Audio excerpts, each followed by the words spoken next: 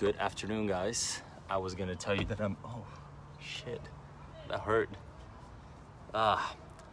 It's a nasty, hot, steamy day in Houston again, and we have such amazing climate in Houston that it really gives way to a lot of nice things that happen to your house. So in 14 years that I've been selling real estate, there is a first happening for me today that I wanted to share with you guys. This will be very interesting. I hope I never have to do this again. But let's talk about home maintenance, something that I think a lot of people kind of drop the ball on when they buy a house. Maybe they don't know enough information, no one tells them ahead of time, but especially in Texas, a lot of things you got to worry about environmentally. Biggest thing, one of the biggest things is termites. In 14 years of real estate, okay, that's the neighbors. This is really fun. So in 14 years of real estate, we get termite issues fairly often on houses, and they are almost all of the time called subterranean termites, meaning they live in the ground and they crawl into your house on the side of your foundation in little tubes made out of mud. Those guys are pretty easy to kill. On an average house, it's probably about $600-700 depending on what company you call. No big deal. Today, I'll turn the camera around so you guys can see.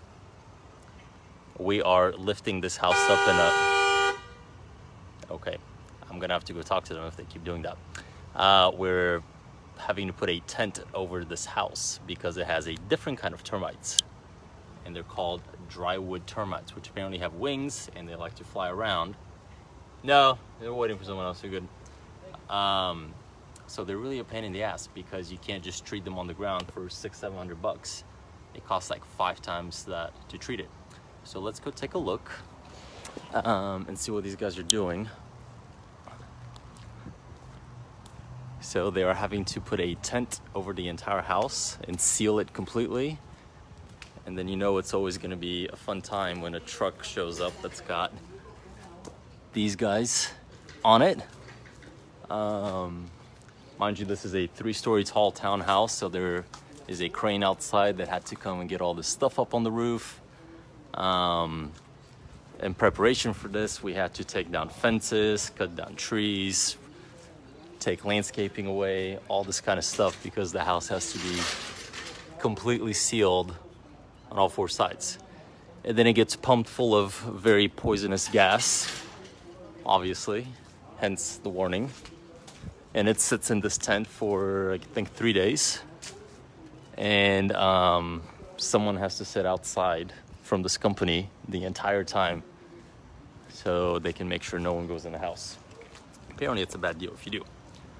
So let's talk about cost. Again, regular termites, $600-700 on a house like that. Actually probably would have cost us about $500. For this treatment, it's gonna end up costing $4,000 after it's all said and done, with the preparation, with the crane, that thing that had to be rented to get up there. So a lot of things.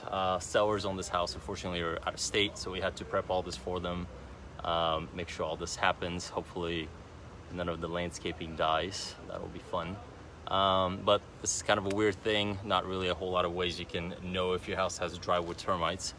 The subterranean termites are pretty easy to spot, because if you look around the foundation of your house and you see little mud tubes going up under the siding or into the brick, that's where your regular subterranean termites are coming into your house, eating it away. These guys don't do that. They just kind of randomly fly around. So I don't know, maybe if you notice bugs with wings in your house, you should get it checked out.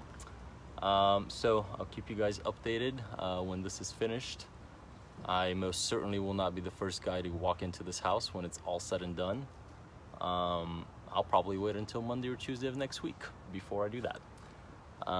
But anyway, not every day that you see a house looking like a hot air balloon. So let me know if you have any questions on this. I don't know much about it myself. Well, I do now. But it's been a pretty interesting experience, and hopefully you guys can never have to do this to your house.